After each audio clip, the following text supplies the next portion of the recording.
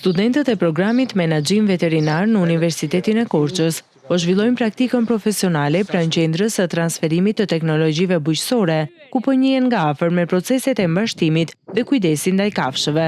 Sipas pedagogëve dhe specialistëve, praktika në teren mbetet një nga elementët më të rëndësishëm për formimin profesional të studentëve të veterinarisë. Kanë mundësinë që të mësojnë për secilën nga këto specie, për secilën këtë kategori, qoftë për delet, dhitë, kuajt, lopët, të mësojnë sëmundjet, profilaksin, trajtimin e sëmundjeve dhe njëkohësisht të kenë mundësi të bëjnë edhe ndërhyrje kirurgjikale. Me këto njohuri që këta student përfitojnë nga këto praktika profesionale, pikërisht në këtë institucion, unë mund të them me plot gojë që janë të aftë që të veprojnë edhe individualisht në mbështetjet fermerit në të gjitha patologjitë apo sëmundjet që kafshët e fermës mund të kenë.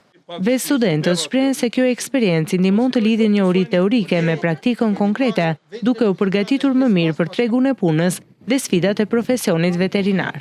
Kemi bërë shumë praktika, kemi bërë vaksinat të ndryshme në këtë fermë kaq të mirë këtu në Zapet, prerjen e thundrave. Mam ka tërhequr shumë njerëz për veten time, e prandaj kam hyrë edhe në këtë shkollë që të bëjmë një mjek veteriner.